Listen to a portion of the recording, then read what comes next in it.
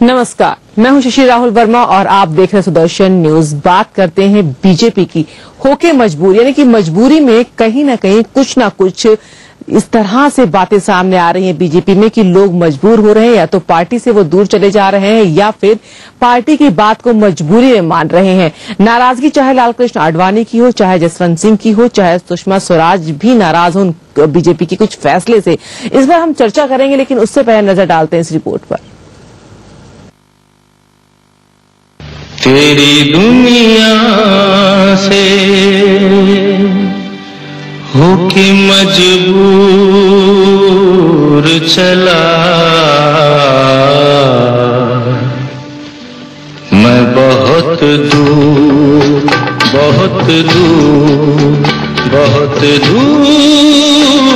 चला तेरी दुनिया। नहीं सोचा था कभी कि ऐसे निकलना पड़ेगा, नहीं सोचा था कभी कि ऐसे भी दिन आएंगे, और नहीं सोचा था कि ऐसे गुजरना पड़ेगा सियासत के रास्ते पर। लेकिन सियासत के समय काल में सिकंदर सड़क पर आ जाएं, आज की यही हकीकत भी है और नेताओं का हश्र भी। वक्त के थपेड़ों ने थाम ली है उम्मीद, टूटे हुए दिल से ही सही, लेकिन सियासत के समर में अकेले ही कूद पड़े हैं जसवंत। ऐसे चेहरे भारतीय पार्टी में देखने को मिलते हैं अब, जिनका भारतीय जनता पार्टी से दूर का रिश्ता भी नहीं रहा है, और वो अब अगर भारतीय जनता पार्टी के कर्णधार बन जाएं तो स्वाभाविक है कि खेद होगा। बाड़मेर से टिकट न मिलने की नाराजगी थी। संस्कारों को शिराओं में दौड़ाती बीजेपी के झंडा बरदार जसवंत को दार्जिलिंग के दर्रों में पहुंचाना चाहते थे, लेकिन जसवंत की जिद उनकी उम्मीद पर भारी पड़ गई। इधर बिहार में लालमुनि चौबे टिकट न मिलने से लाल हो गए। आज हम अनाउंस कर देंगे, अब इस्तीफा दे देंगे, इनके सरकारी बात है, मैं इस्तीफा दे दूंगा। इस्तीफा पद में यहाँ ऑफिस में देना है, पटना अब दिल्ली के ऑफिस में देना है, नहीं देना है, यहाँ इस्तीफा दे दूंगा, इनके कार्यालय में दे दूंगा, बात खत्म हो जाएगी। यकीन मानिए, हकीकत से हाशिए पर आने में ज्यादा वक्त नहीं लगता है। सहूलियत की सियासत के आश्रय में सिद्धांत ताक पर हो जाते हैं। आज की राजनीति का यही सच है। रवायतों की टूटती राहें राजनीति को बदल रही हैं। सत्ता संघर्ष की दौड़ में सिद्धांतों का नया वेदांत चल रहा है। बीजेपी के अंदरूनी घमासान में अपनों को ही घाव देने का सिलसिला चल रहा है। अब नाराज जसवंत ने बाड़मेर से निर्दलीय उम्मीदवार का पर्चा भर दिया। सिमटती सलवटों में बीजेपी का यही सच है। जाहिर है अपनों की बेरुखी ही बीजेपी की बदलती बयार का सच बन चुका है। तेरी दुनिया से होके मजबूर चला मैं बहुत दूर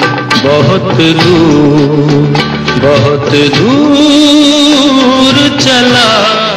योगेश मिश्र, सुदर्शन न्यूज, दिल्ली।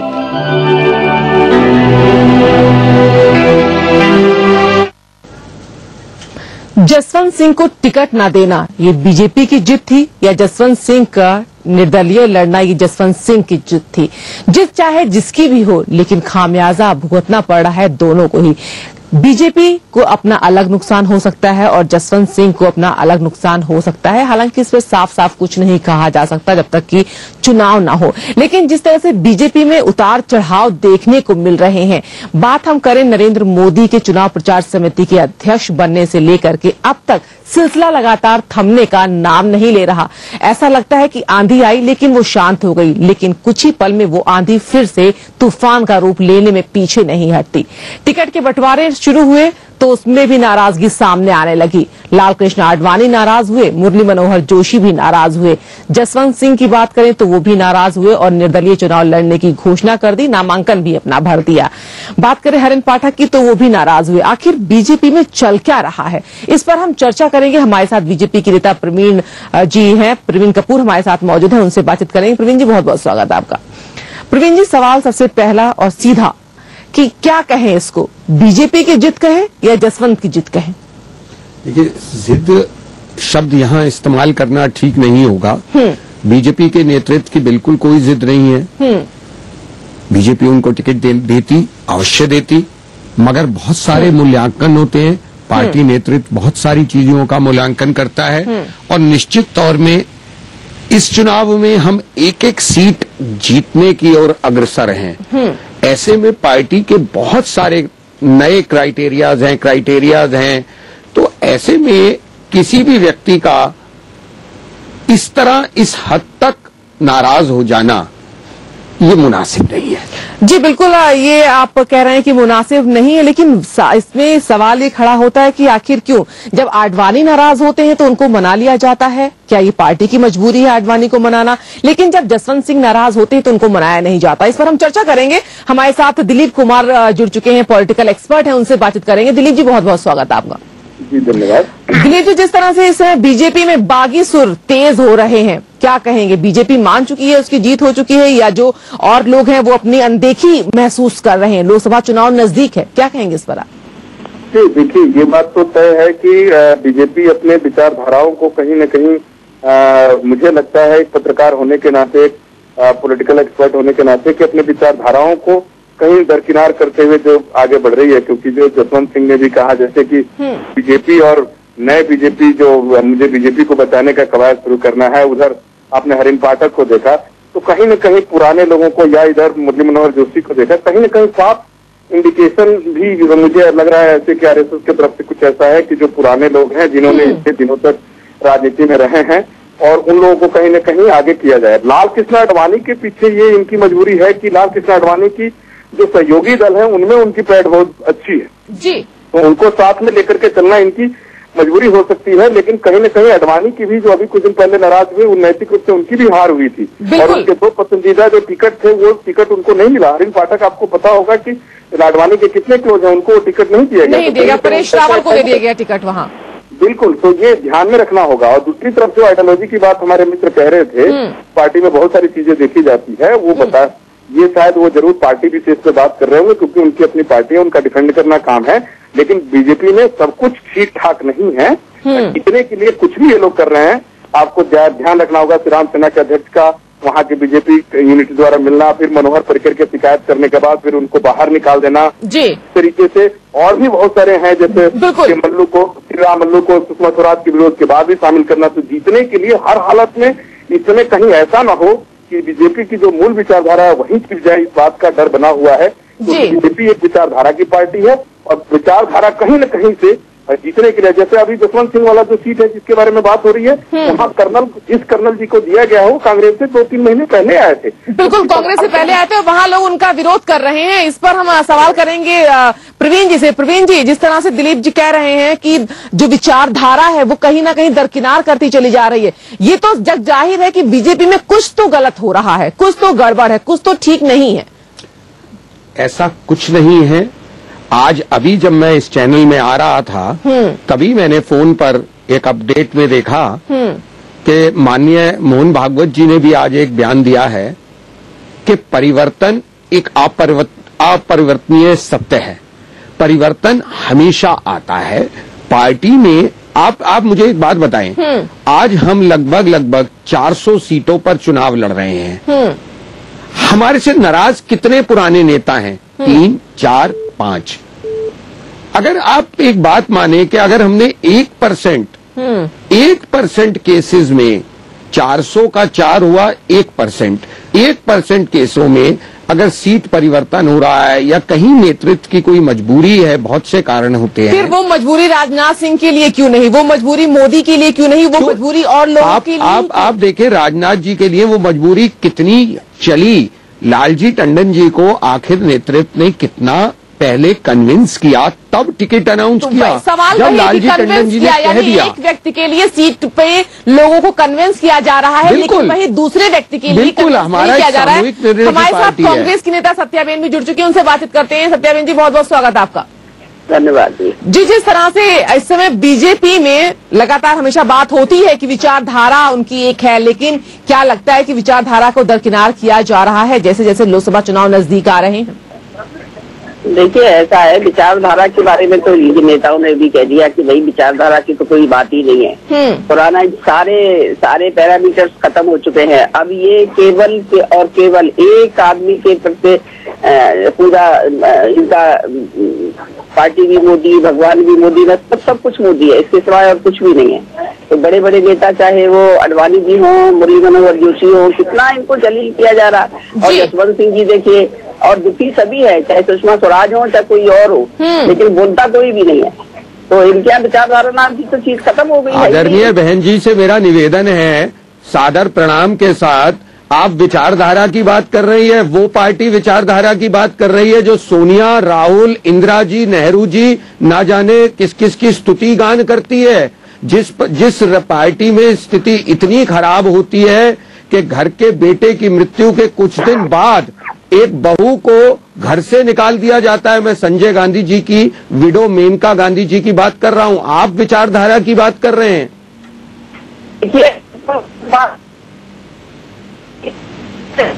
ना तो कांग्रेस के पास विचारधारा है ना संस्कार है। मेरा संपर्क जी, आवाज उनकी जरा साफ नहीं आ रही है सत्याबेन की। आपको बता दें कि हम उनसे बातचीत करेंगे अपने पीसीआर डिपार्टमेंट से। मैं कहना चाहूंगी उनका फोन शायद यहाँ पर ठीक से आवाज उनकी नहीं आ पा रही। हमारे साथ पॉलिटिकल एक्सपर्ट भी जुड़े हुए हैं, दिलीप कुमार जी। दिलीप जी, जिस तरह से बात की जा रही विचारधारा की, क्या बीजेपी सिर्फ और सिर्फ इस समय नरेंद्र मोदी पर फोकस कर रही है? मोदी के आगे कुछ और नहीं दिखाई दे रहा है। हर हाल में सिर्फ और सिर्फ जो मोदी कहेंगे वही सही होगा इस समय। जी देखिए, ये बात तो तय है कि कहीं न कहीं से मोदी जी का वर्चस्व इस समय है, और मोदी जी के माध्यम से अमित शाह जो चुनाव की तैयारियों के लिए लेकर के उनके हमेशा से चहेते रहे हैं, और उनको 3 चुनाव जीत करके गुजरात में ये अभी नहीं हो रहा है, ये गुजरात के चुनाव से प्रारंभ हो गया। संजय भाई जोशी के समय से ये प्रारंभ हो गया था। और ये जो प्रवीण साहब हमारे मित्र कह रहे हैं कि नहीं विचारधारा की बात, ऐसा नहीं है। और कितने % लोग नाराज हैं, ये वो लोग नाराज हैं प्रवीण साहब जो बीजेपी के फाउंडर मेंबरों में से हैं, जो जिन्होंने बीजेपी को खड़ा किया है, जिन्होंने खड़ा किया है। और अपने बुजुर्गों की इज्जत करना, तो देखिए, मैं माफ कीजिएगा प्रवीण साहब, मैं बोल लूँ, आप बोल लीजिएगा भी आपने, कि कहीं न कहीं से अपने बुजुर्गों की इज्जत करके ही चीजें आगे बढ़ती है। अटल जी के जमाने में जब आप लोग सरकार में आए थे तो उस समय ये स्थिति, भयावह स्थिति नहीं थी। आप जरा उस दौर को याद कीजिए, और इसलिए सारे लोग मिलजुल करके वो चीजें आगे बढ़ी थी। मेरे इस बात का डर है कि कहीं इस अंदरूनी कलह में बीजेपी को कहीं नुकसान न हो जाए। बिल्कुल, कहीं नुकसान न हो जाए कि एक बार फिर से वही इतिहास न दोहराया जाए। हालांकि बीजेपी को काफी कामयाबी मिली थी, लेकिन वो कामयाबी बहुत दिन तक पचा नहीं पाए थे। हमारे साथ कांग्रेस की नेता सत्याबेन भी जुड़ चुकी है, उनसे बातचीत करते हैं। सत्याबेन जी, सवाल आपकी विचारधारा पे भी खड़ा किया जा रहा है। देखिए ऐसा है कि हमारी विचारधारा से तो इनकी कोई तुलना ही नहीं हो सकती। ये कभी धर्म का सहारा लेते हैं, कभी मजहब का सहारा, कभी मंदिर का, कभी हमने कभी भी इस तरह के एक घटिया और सांप्रदायिक जुमलों का कभी इस्तेमाल ही नहीं किया। और मैं आपको एक बात बता दूं, आप नोट कर लें इस बात को, और हमारे साथ में जो बैठे हुए बीजेपी के भाई हैं तो आपके उसमें बैठे, उनको भी कह दीजिए कि देखिए, एक बात तय है कि नरेंद्र मोदी भारतीय जनता पार्टी के लिए भस्मासुर साबित होंगे।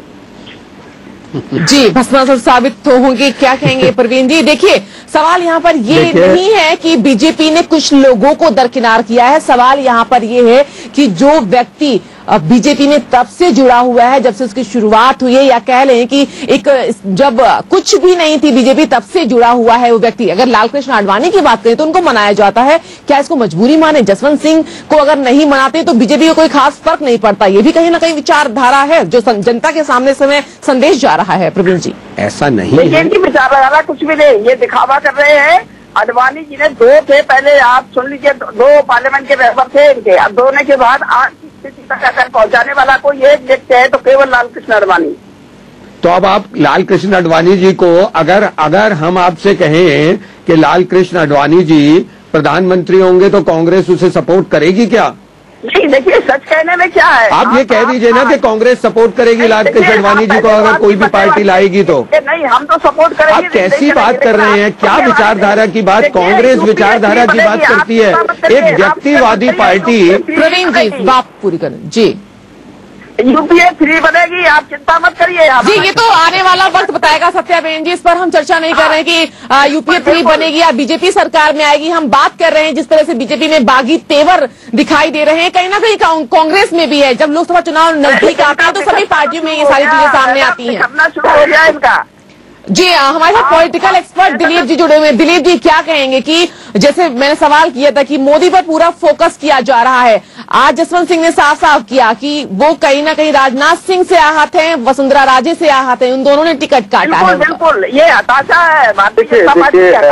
सत्याबेन जी आपसे सवाल करेंगे, लेकिन उससे पहले दिलीप जी से सवाल पूछा है मैंने। जी देखिए जैसे कि हमारे मित्र कांग्रेस के भी कह रहे हैं कि वो कोई ये नहीं है, कांग्रेस भी इस बात की शिकार रही है। जगदम्बिका पाल को आप देख सकती हैं, बिल्कुल जगदम्बिका पाल है, सतपाल महाराज है, बूटा सिंह है, कई सारे ऐसे लोग हैं जिन्होंने इस तरह के चुनावी माहौल है, चुनावी माहौल में थोड़ा बहुत नाराजगी तो चलता है, लेकिन कांग्रेस की तरफ से जो लोग नाराज हुए हैं उसमें सबको पता है कि वहाँ डायनेस्टिक पॉलिटिक्स होती है और डायनेस्टिक पॉलिटिक्स के अगेंस्ट जो लोग जाते हैं या वहाँ से जो अगर वो वफादारी अपना नहीं निभा पाते, माफ कीजिएगा वफादारी वर्ड यूज किया, जो स्नेह नहीं प्राप्त कर पाते 10 जनपद के जी, वो लोग वहाँ ज्यादा दिन तक टिक नहीं पाते। लेकिन सत्याबेन जी आप सवाल यहाँ पर ये हो रहा है कि जगदम्बिका पाल, सत्यपाल महाराज, बूटा सिंह इनको क्यों छोड़ने पड़ी पार्टी? देखिए जहाँ तक बूटा सिंह का सवाल है, बूटा सिंह आपको मालूम होना चाहिए कि 6 साल के लिए निष्कासित थे, अभी कांग्रेस में आए भी नहीं, 6 साल अब पूरे होने जा रहे हैं। चलिए सतपाल महाराज और जगदम्बिका पाल अपनी तरफ से गए हैं और ये कोई वजह रही होगी ना सत्याबेन जी, ये उत्तराखंड के लोकल कारण से जिसकी वजह से वो गए वहाँ। लेकिन कुछ ना कुछ मजबूरी रही होगी, कुछ ना कुछ विवाद रहा होगा आपस में पार्टी में, तभी ना गए। सवाल यहाँ पर हमें किसी पार्टी को ब्लेम नहीं करना है, हमें सिर्फ ये सवाल यहाँ पर ये हो रहा है कि जैसे जैसे चुनाव नजदीक आ रहे हैं, क्या माना जाए कि सारी पार्टियां हर हाल में चुनाव जीतना चाहती हैं, उसके लिए वो उनको ये फर्क नहीं पड़ता कि हमारे साथ जो व्यक्ति पुराना है उसको अगर हम नाराज भी कर देते हैं तो कोई फर्क नहीं, हमें सिर्फ और सिर्फ हमें चुनाव पर फोकस करना है, जीत पर फोकस करना है। इस्तेमाल नहीं करना चाहिए और जो जनादेश होगा और उसको मानना चाहिए। हमने हमेशा जनादेश का सम्मान किया है जी, तोड़फोड़ नहीं की। इन्होंने इनसे पूछे, हमने हमेशा जनादेश का सम्मान किया है। अब आपको याद होना चाहिए जब इंदिरा जी आ रही थी तो हमारे 1977 में 7 राज्यों में एक सांसद नहीं आया था, इसके बाद ये आए तो इसको पूरा प्रचंड बहुमत मिला, लेकिन 2 साल तक नहीं चला पाए। जी चलिए क्या जवाब देंगे सर, जैसे कि माना जा रहा है कि हर जगह मोदी की लहर है, सर्वे में भी सामने आ रहा है, इसे इनकार नहीं किया जा रहा, लेकिन जिस तरह से बीजेपी लगातार अपने उन व्यक्तियों को नाराज कर रही है, आप जसवंत सिंह की बात कर लीजिए, आप मुरली मनोहर जोशी की बात कर लीजिए, हरेंद्र पाठक जिनका टिकट काटकर परेश रावल को दे दिया जाता है, जगदम्बिका पाल अभी हाल ही में शामिल होते हैं बीजेपी में, उनको टिकट दे दिया जाता है, उदित राज को टिकट दे दिया जाता है, सुषमा स्वराज नाराज होती है उसके बावजूद भी। देखिए मैं आपसे फिर कह रहा हूँ, परिवर्तन हर पार्टी में हो रहा है। सत्याबेन जी आपके पास आएंगे, प्रवीण जी कुछ कह रहे हैं। जी परिवर्तन हर पार्टी में हो रहा है और ये परिवर्तन का युग है, परिवर्तन के लिए ये आवश्यक है कि कुछ चेहरे बदले जाएंगे और परिवर्तन जनता इसमें सत्याबेन जी आएंगे आपके पास। इसमें आप एक बात समझ लें कि अगर हमने 2-4 टिकट बदले हैं तो पार्टी नेतृत्व ने बहुत सोच समझ के ये निर्णय लिया होगा। किसी के लिए भी जसवंत सिंह जी जैसे व्यक्ति को टिकट डिनाई करना कोई आसान काम नहीं है। कोई डिस्कस नहीं होता, ये सबसे ज्यादा तानाशाही नहीं तो और क्या क्या है। अरे पहले एक बात सुनिए, सोनिया गांधी की किचन में तय करता है अहमद पटेल टिकट। अहमद पटेल से पूछिए कि उसने जगदम्बिका पाल को टिकट क्यों नहीं दिया, सतपाल महाराज को टिकट क्यों नहीं दिया, क्यों कांग्रेस के मंत्रियों की बेटियां हमारे यहाँ चाटुकारिता करती फिर रही हैं चुनाव के टिकट के लिए। आपको शर्म आनी चाहिए, कांग्रेस के लोगों को जमीर ही नहीं बचा है। आपको क्या आता है? इलेक्शन कमेटियां बनी हुई है, सेंट्रल की इलेक्शन कमेटियां सब झूठी फार्स है। आपने 16 जगह प्राइमरी लेवल पे टिकट देने की घोषणा की थी और वो 16 जगह सिटिंग एमपीज को दोबारा टिकट दे दिया। ये आपने प्राइमरी लेवल पे टिकट की घोषणा की थी। राहुल गांधी से बड़ा मजाक भारत की राजनीति में ना कोई हुआ है ना होगा। सत्याबेन जी कुछ कहना चाहेंगे आप? इस राहुल बाबा को आप लोग गोदी में घुमाएं, आप उसकी दादी समान उम्र की है सत्याबेन जी, मैं आपका बड़ा सम्मान करता हूँ। राहुल गांधी को प्राइम में बैठा के घुमाइए। देखिए, आपके कहने और कचरे में कितना फर्क होता है। आप जो कहते हैं उसे करते नहीं है, जो करते हैं उसे बताते नहीं है। अरे तो कांग्रेस जो कहती है वो करती है क्या? आपने 16 लोगों का प्राइमरी सिलेक्शन की बात की थी, क्या वो प्राइमरी सिलेक्शन से टिकट दिया? 16 के 16 सिटिंग एमपी दोबारा टिकट पा गए। ये आपने प्राइमरी लेवल पे सिलेक्शन किया। मीनाक्षी नटराजन के खिलाफ इतना वहां मंदसौर में इतना प्रचार किया वहां के लोकल कार्यकर्ताओं ने, फिर भी क्योंकि राहुल गांधी की चहीती है मीनाक्षी नटराजन, उसको टिकट दे दिया। चलिए, अगर इसकी बात की तो कर्नल सोनाराम को भी टिकट दिया गया, जबकि वहां की जनता विरोध कर रही है। जो आज आग लगी हुई है या हमारे जसवंत सिंह जी नाराज है, वो आपके कांग्रेस से आए हुए सोनाराम के कारण। यानी कि प्रवीण जी, आप मानते हैं कि आपकी पार्टी में कहीं ना कहीं आग लगी हुई है, कहीं ना कहीं समस्या है? बिल्कुल। मैं बड़ा स्पष्टवादी इंसान हूँ। मेरा मानना है जसवंत सिंह जी का जाना एक दुखद प्रसंग है। और यानी कि आप ये मानते हैं कि जो बाहर के लोग आए हैं, यानी कि ऐसा कुछ नहीं मानता जी, अभी आपने कहा कि जो कांग्रेस के सोनाराम आए हैं उनकी वजह से नाराज है, यानी कि आप मानते हैं कि पार्टी में जो लोग बाहर से आ रहे हैं उनकी वजह से मनमुटाव चल रहा है। आप एक बात समझिए, हर पार्टी में नए लोग जुड़ते हैं, समय समय पर नए लोग जुड़ते हैं और नए लोगों को भी। सत्याबेन जी आ रहे हैं आपके पास। प्रवीण जी, एक सीधा सवाल मेरा आपसे। आपने कहा कि कर्नल सोनाराम जो कि आए हैं कांग्रेस पार्टी से, उनकी वजह से जसवंत नाराज है, यानी कि बीजेपी के कहीं ना कहीं एक सवाल सुन लीजिए, एक बार सवाल सुन लीजिए कि बीजेपी का कहीं ना कहीं एक खेमा ये मानता है जो लोग बाहर से आ रहे हैं उनकी वजह से मनमुटाव चल रहा है। देखिए, बाहर से आ रहे लोगों के कारण मनमुटाव नहीं है। अभी आपने कहा मुद्दा मैं वहीं आ रहा हूं। मैं ऐसा नहीं है मैं उस बात से भागूंगा। सोनाराम जी के आने से पार्टी को उस सीट पे बाड़मेर पे एक विनेबल फेस नजर आया। वहां बहुत सारे समीकरण देखे जाते हैं और इस वक्त पार्टी नेतृत्व को यह समझ आया कि उन समीकरणों के चलते सोनाराम जी एक ज्यादा विनेबल कैंडिडेट है, इसलिए उन्हें टिकट दिया गया। आप एक बार बताएं, जब हम चुनाव में जाते हैं क्या हम हारने के लिए चुनाव में यानी कि सिद्धांत को छोड़ देते हैं? सिद्धांत है ही, इसमें सिद्धांत का विषय ही कहीं नहीं आता। क्या कभी भी पार्टी में यानी कि जीत सब कुछ है, बीजेपी के लिए जीत सब कुछ है। हमारे साथ पॉलिटिकल एक्सपर्ट जुड़े हुए हैं, दिलीप जी, उनसे बात। हमने एक सीट के लिए, मैं आपके पॉलिटिकल एनालिस्ट से ही पूछूंगा, हमने एक सीट के लिए अटल जी की सरकार खोई थी। क्या हम ऐसे एक एक सीट पे एक्सपेरिमेंट कर सकते? नहीं कर सकते। हमें विनेबिलिटी को क्राइटेरिया बनाना पड़ेगा। जी दिलीप जी, सवाल ये करना चाहूंगे, जिस तरह से अभी प्रवीण जी ने कहा कि जो बाहर के लोग आते हैं उनकी वजह से नाराजगी कहीं ना कहीं हुई है, स्वाभाविक है, हुई है स्वाभाविक। साथ ही साथ ये कह रहे हैं कि कुछ लोगों की वजह से सीटों में बदलाव किया जाता है, लेकिन सवाल यहाँ पर फिर से वही खड़ा होता है, वो सीटों में बदलाव राजनाथ सिंह के लिए क्यों नहीं? वो सीटों में बदलाव उनके लिए मोदी के लिए क्यों नहीं? सीटों में बदलाव सुषमा स्वराज के लिए क्यों नहीं? जेटली के लिए क्यों नहीं? जब इनको मनपसंद सीट दे दी गई तो जसवंत सिंह ने कहा था मेरा ये आखिरी लोकसभा चुनाव है, मैं लड़ना चाहता हूँ अपनी मनपसंद सीट से, तो उनके लिए क्यों नहीं? देखिए, दो तीन बातें इसके फैक्टर में हम लोगों को तो समझना पड़ेगा। जसवंत सिंह जी ने एक किताब लिखी थी जिसमें उन्होंने मोहम्मद अली जिन्ना का जिक्र किया था, जिसके कारण आरएसएस बहुत नाराज हुआ था और उसके पहले भी वो पार्टी से निलंबित किए गए थे। सवाल इसका भी है कि कहीं न कहीं इसका भी असर उस पर पड़ा है। और दूसरी बात यह है कि जब हम लोग इन सब चीजों को ध्यान में रख करके बातें करते हैं और एक एक पार्टी की जिस तरह विनेबल कंडीशन की बात कर रहे थे प्रवीण जी, ठीक है, लेकिन जिस तरह से अटल बिहारी वाजपेयी के जमाने में सभी नेताओं को एक साथ एकजुट लेकर के चलने की कवायद हुआ करती थी, क्या इस समय उसकी कमी नहीं दिखती है? दूसरी बात ये कि मुझे क्यों नहीं ऐसा लग रहा है, मुझे ये लग रहा है कि बीजेपी की अपनी जो मूल ढांचा था उसमें कहीं न कहीं सेध लग रही है और बीजेपी का कहीं न कहीं कांग्रेसीकरण तो नहीं हो रहा। बिल्कुल। चलिए एक छोटा जी समय की थोड़ी कमी है। दिलीप जी, प्रवीण जी, छोटा सा कमेंट की, क्या वो कमी दिखाई दे रही जो अटल बिहारी वाजपेयी के समय में थी? वो नेतृत्व में क्षमता जो है वो कमी कहीं ना कहीं है, मानते हैं बात? वो आपको नेतृत्व की कमी इसलिए नजर आती है कि पार्टी में बहुत सारे फोरम हैं जहां चर्चा होती है। आपको वो कमी कांग्रेस में इसलिए नहीं नजर आती कि वहां फोरम नहीं है। जहां बोलने की आजादी होगी वहां ऐसा बहुत बार लगेगा। चलिए खैर, ये आने वाला वक्त बताएगा। हमारे पास समय की थोड़ी कमी है। दिलीप जी बहुत बहुत शुक्रिया हमसे जुड़ने के लिए, सत्याबेन आपका भी बहुत बहुत शुक्रिया और साथ साथ प्रवीण जी आपका भी बहुत बहुत धन्यवाद यहाँ आने के लिए। अपने दर्शकों को बता दें कि बागी तेवर हो चुके हैं बीजेपी के। अब देखना यह है कि ये तेवर आखिर कब तक रहेंगे। क्या बीजेपी में वाकई में नेतृत्व की कमी रह गई है जो अटल बिहारी वाजपेयी के समय थी, एक नेतृत्व की क्षमता सबको एक साथ लेने की, क्या वो वाकई में कम होती चली जा रही है? फिलहाल के लिए बस इतना ही। जाते जाते आपको दिखाते हैं चुनाव से जुड़ी